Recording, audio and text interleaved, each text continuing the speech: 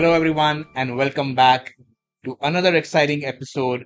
Renewable energy, has been accelerating, and I think one of the major backbones of this acceleration has been the strong focus on creating policies which will enable this energy transition and you know accelerate the growth of the industry as well as the businesses around it.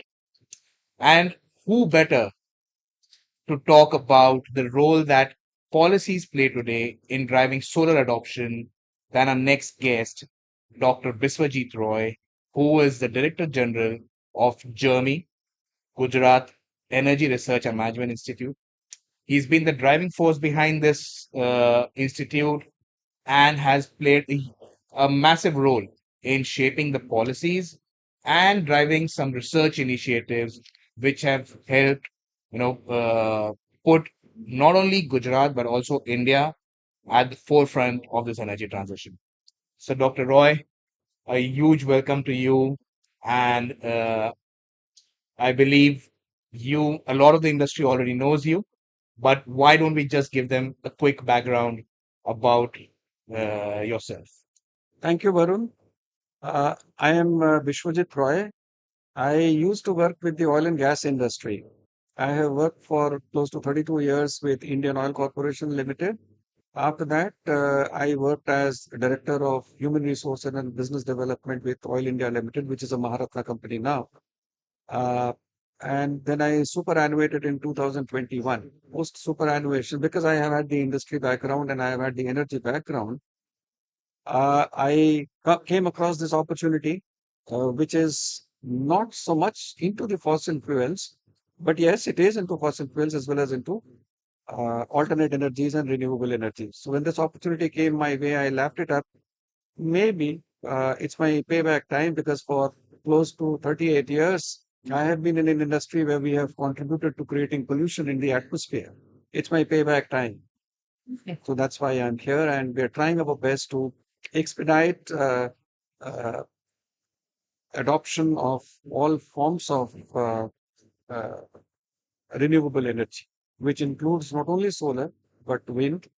We're also trying to do some work in the area of geothermal energy. More later on geothermal. Today, let's stay focused on solar. Fantastic. And I think your background from the energy, the oil and gas, did it help you transition easily into the new energy domain? Well, energy is energy. Uh, uh, Electricity is electricity, whether it comes as a result of burning gas or burning fossil fuels or getting it from solar. End product is same. So it has been helpful for me to have had the energy background. Exciting. That's Let's, just start with talking about Germany as an institute, as an organization. What role has it been playing, and what have been the recent initiatives at Germany? well, Jeremy, as the name goes, is known as Gujarat Energy Research and Management Institute, which was conceptualized in 2003 when our Honorable Prime Minister was the Chief Minister in Gujarat. And the thought behind setting up of Journey was the fact that uh, Bangalore and Hyderabad were the hubs for IT. And at that time, the thinking was because Gujarat has a lot of petroleum products, and remember that renewable energy hadn't yet made its foray into the scene. Our dependence on fossil fuels was great. Our imports at that time were somewhere around 22%, 78%, 22% was in indigenous production. And that is where uh, it was thought that if we can have a hub which is focused on petroleum products, research, exploration, production, everything else, that is how this concept of Jeremy was born. And Jeremy came into existence in 2004. So Jeremy has been in existence for close to more than 20 years now. And then in 2010 came the emergence of renewable energies was seen. And that is the time when in Germany we also started looking at alternative forms of energy. So from petroleum we started, and we have then graduated into solar, wind, and now moving forwards, we are also trying to look at geothermal energy. So this is how Germany has grown. Germany cumulatively has had experience of either doing DPRs or PMCs or feasibility reports for more than 9 gigawatts of solar energy. So that's the kind of experience that Germany has.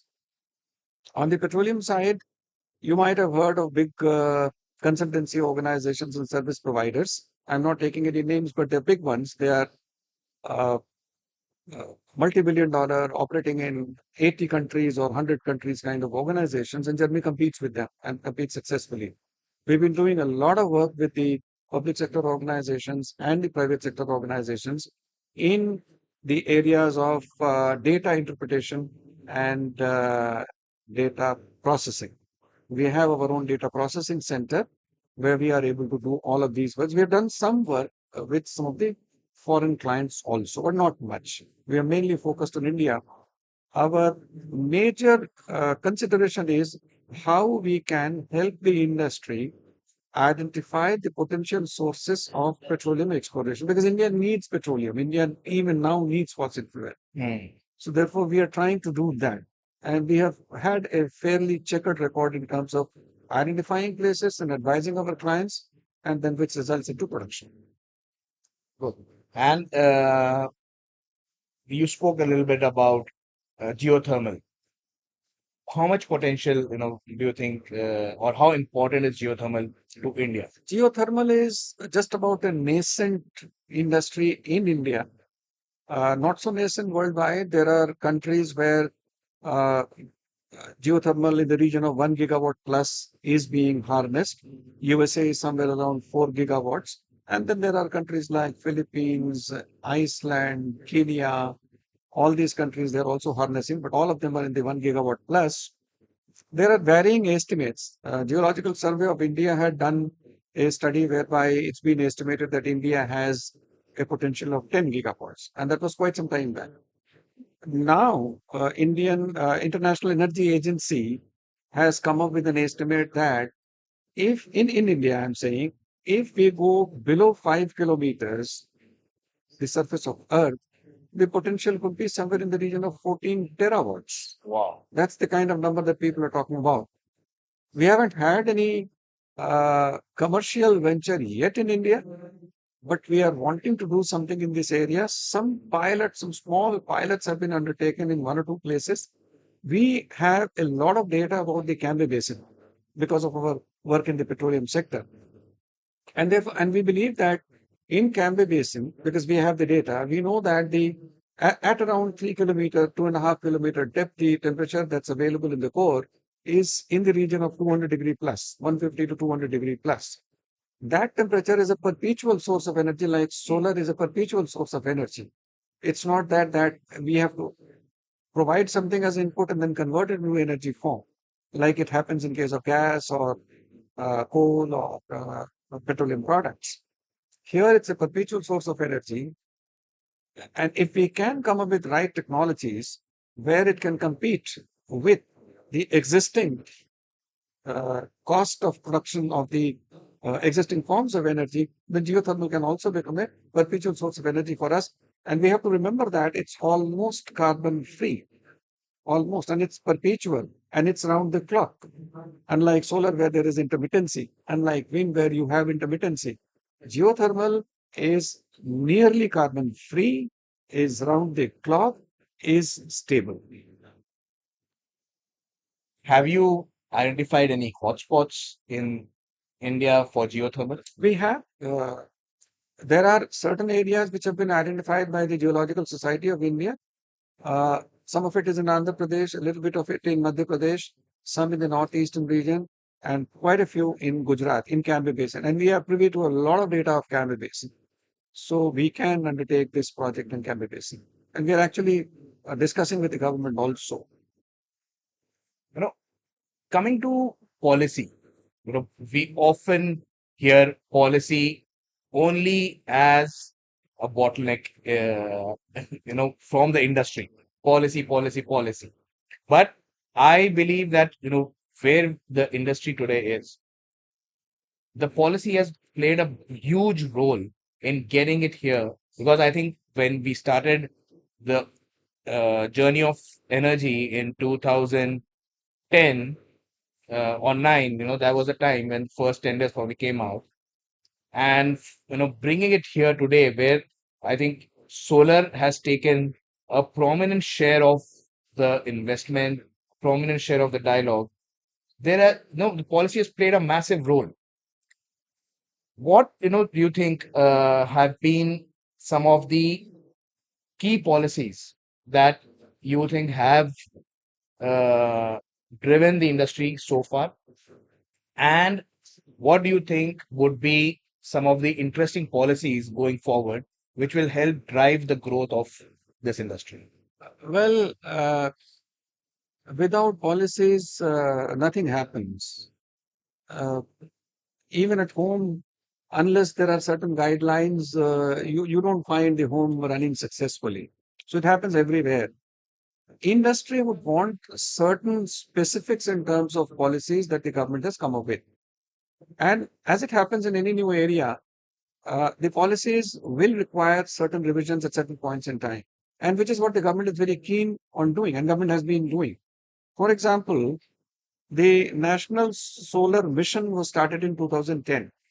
If that hadn't been started, we wouldn't have been here and talking to you. Solar wouldn't have come to this level.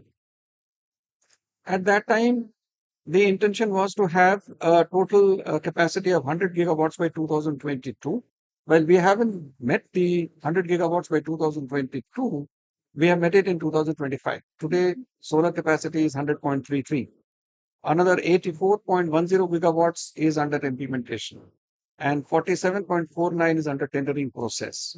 And aligning with the government's policy of having 500 gigawatts of renewable energy, out of which 280 will come from solar, if we add up all these three numbers, it comes to around 240, somewhere around that 180 plus 50, about 230.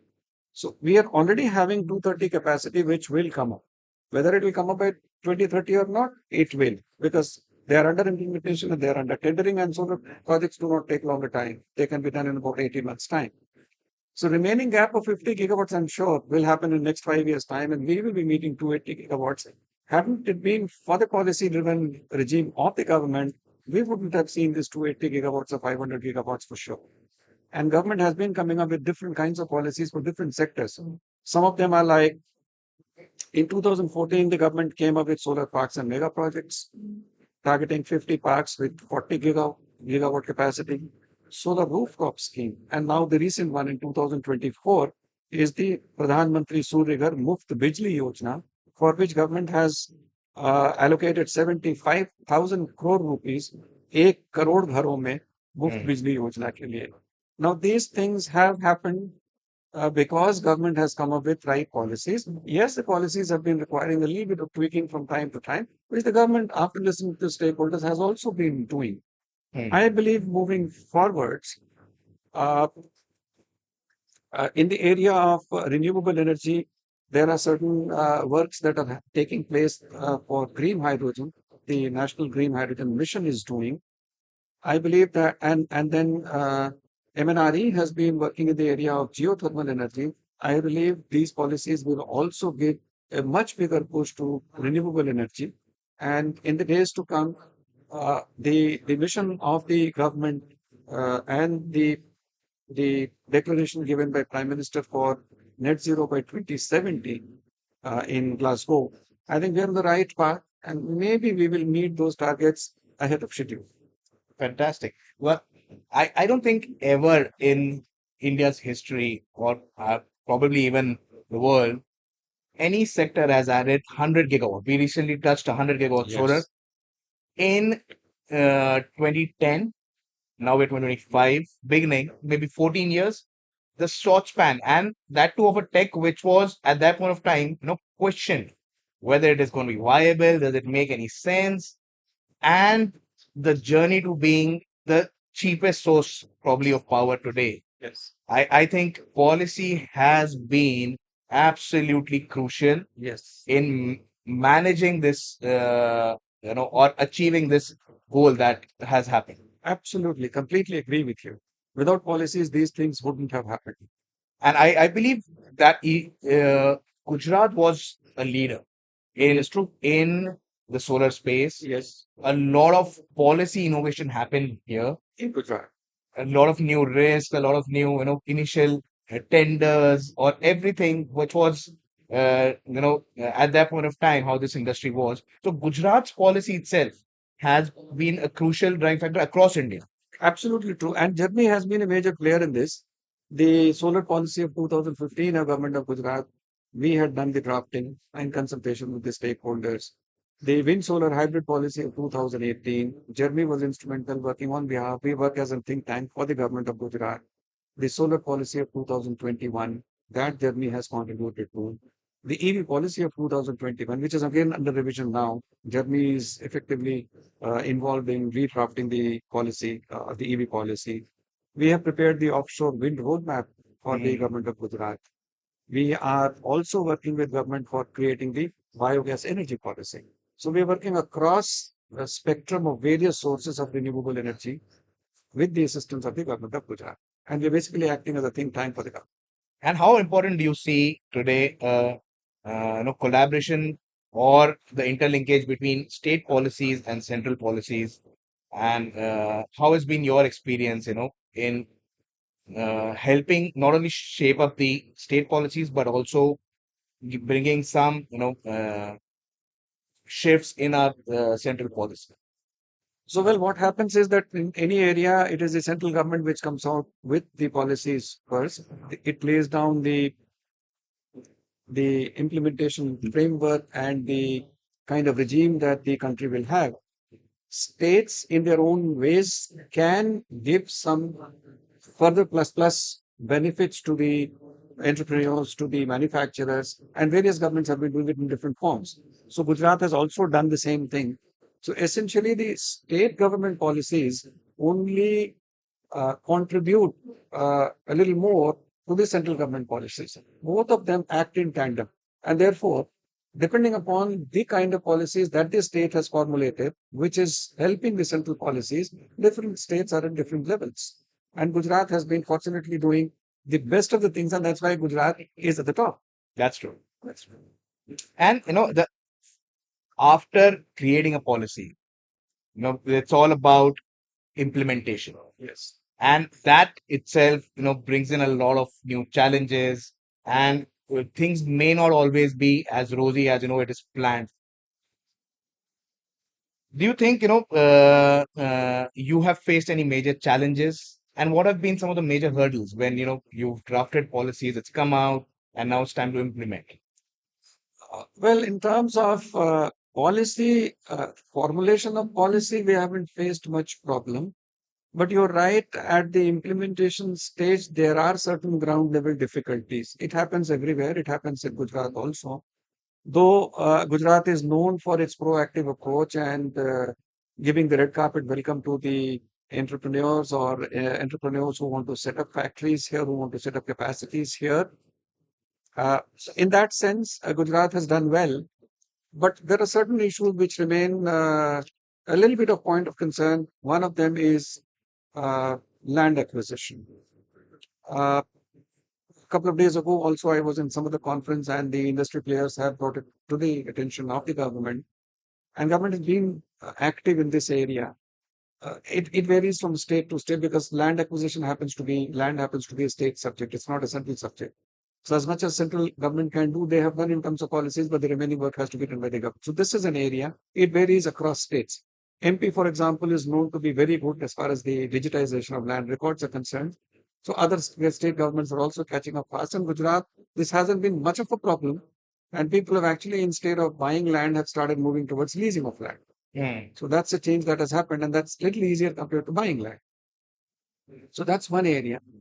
Second is a challenge in terms of technology. Because we have a lot of distributed power, the grid balancing becomes an issue.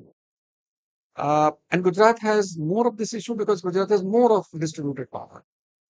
So therefore, and this challenge was anticipated a few years earlier, and therefore the government has decided uh, to kind of increase the transmission network.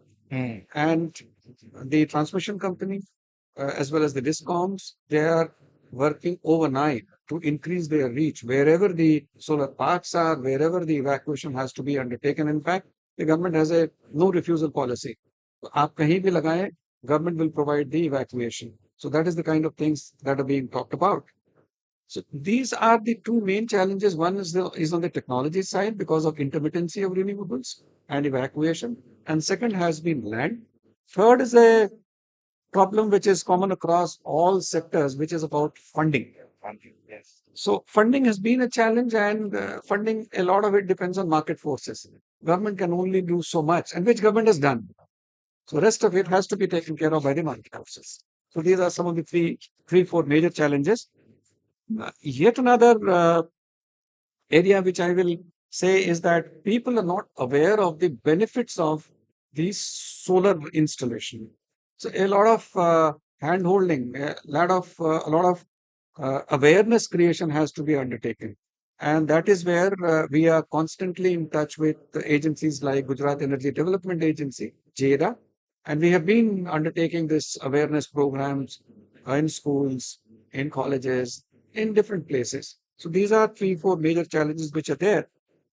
Uh, the one major challenge which maybe we have been a little late to anticipate or recognize is the uh, availability of domestic capacity because China has been a major player world over. So that's something which has started happening now with government giving PLI and people coming in and setting up manufacturing capacities, big players coming in. All the big industrial houses are now present here in Gujarat. So those are the issues which now are getting resolved in different places. So some are getting resolved through PLI, some are getting addressed because awareness campaigns are being undertaken by organizations like Germany. Finance is something which market forces have to determine. Land, governments are doing what governments can do. Different state governments have already done. Intermittency is a technological problem for which they are coming up with various kinds of technological solutions. So all of it put together, I foresee solar to be a very throbbing, self-sustaining area in the years to come. And we will definitely be meeting the 2030 targets. You know, so there's so much happening already, and there's you've also mentioned about the changes or the new developments in the policy side. But industry never seems to be, satisfied with what's going on. How uh, how can we drive a better collaboration? And you spoke about awareness with the final consumers, Masses. but still the awareness of policies even within the industry. I believe there is always, a gap between the time it takes to for them to really understand and adopt their business practices to these policies. Well, I have been a part of various kinds of conferences and I've been meeting industry people also. I wouldn't, I would have a little difference of opinion in terms of saying that not that industry is unhappy with the government policies. Industry, in fact, has been clapping uh, with all the government policies that have come up. There are one or two areas where certain amount of handholding by the government is required, and that is all that they have been asking for. For example, land. Now, if this land clearance processes can become a little faster, which in certain states they have already happened, if they can be done, then the investor does not have to wait for longer periods of time, his ROI increases. So to say that industry would probably not have even anticipated that government is going to come up with PLI. It doesn't happen in too many countries. So government has come up with this PLI scheme to give boost to domestic manufacturing. So industry is just too happy that government has come up with these kinds of schemes. But one or two areas where, for example, awareness creation, industry is quite aware of all the regulations. They are. Somebody who invests money, he goes through all the policy documents. It's only that adoption doesn't happen because people at large are not aware. And you know about India's uh, profile or demography in terms of awareness.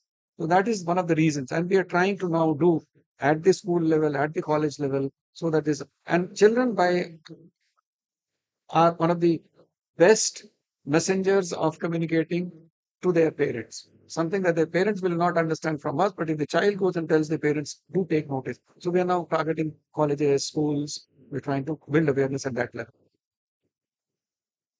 Uh, we always talk about some uh, digitalization in the industry, but there's also probably digitalization is a huge impact even in policy, regulatory aspects, and all those areas of work. Have you seen digitalization being an important part in managing the policy deployment? And have there been specific areas where you've seen that digitalization has helped, uh, transition or make that policy change in the industry that impact felt faster? Digitalization in general makes processes faster wherever we are. Uh, we were not used to booking railway tickets on the IRCTC websites when we were college students. We had to go and buy the ticket. It has made our life so much more easier now. We can do everything sitting in our home in terms of booking air tickets, railway tickets, hotel booking, or whatever we used to do. In fact, digitalization has helped people not carry cash. You can just carry your mobile and you can undertake transactions with the QR code, UPI, the Unified Payments Interface. So digitalization is always helpful. It makes processes faster. It keeps a trail. You know what has happened in any industry, and energy is no exception. In any industry, wherever digitalization has taken place, for example, digitization of land records, if that is done, then transfer of land and all processes related to land can become that much more faster. And that's what many state governments have started doing now.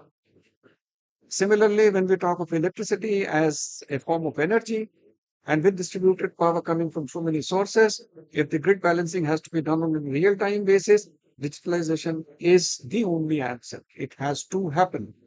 And a lot of work is already happening in this area. Because if we don't digitize, we will not be able to manage this much of variety, this much of uh, you know, uh, energy coming from different distributed sources, this much of intermittency, we will not be able to handle. So digitization is a must. It's no more a choice. So something which I hadn't thought about before starting this podcast, but it comes to me now, is a very crucial area of policy making in today's era of AI and digital, is about cybersecurity. Energy is a very very crucial domain and for the country, and it powers, we've done everything on. Have you seen any policy movements towards making energy more secure for the cyber threats which the new tech throws Well, open? as Germany, we have not yet undertaken work in the cybersecurity area, but I'm aware of the state utility GUVNL doing some fantastic work in the area of cybersecurity for their sheer survival. Because if they don't undertake these things now, they will be vulnerable to cyber attacks. So therefore, cybersecurity is an important area, and AI will only help in micromanagement of the processes. So while AI is not being used right now, but days are not far off. We are using AI in different forms. ChatGPT is just one of the examples, or DeepSeek is one of the examples. So, but AI definitely has to come in, and cybersecurity is something that the state utility is already trying to leverage upon, and they're doing a lot of good work in that area. So it's happening. Do you feel that this there'll be need for a policy intervention on these lines? Well, there definitely will be. We have for the country an IT policy. When the IT policy was not there, people used to get away by doing whatever they felt like on the social media. Now there is some kind of discipline. So to be able to bring discipline and to be able to manage things, policy in the area of cybersecurity is a requirement, which will happen soon. Has to happen. Dr. Roy, as we come towards an end of an exciting chat, what are some of your final messages that you would like to leave this industry with, and to help it grow to this 280 gigawatt target that we are setting for ourselves? Well, for reaching 280 gigawatts ahead of time, there are two or three things that I would like to tell. To the businesses, I would request to invest in innovative solar and storage technologies because with solar storage is a necessity. A focus on speed and execution of projects. That's a second requirement. Also, leverage upon all the incentives that are available from the government. वो कर लेंगे तो आपके लिए project easier हो जाएगा. To the investors, my suggestion would be that they should be here for a long haul because it is energy business and energy is not going to go anywhere. Solar is not going to disappear anytime. So therefore, they have to be mentally prepared that they are here for a long haul. It may not give as quick returns as in some other industries, but it is stable business. So that's the thing.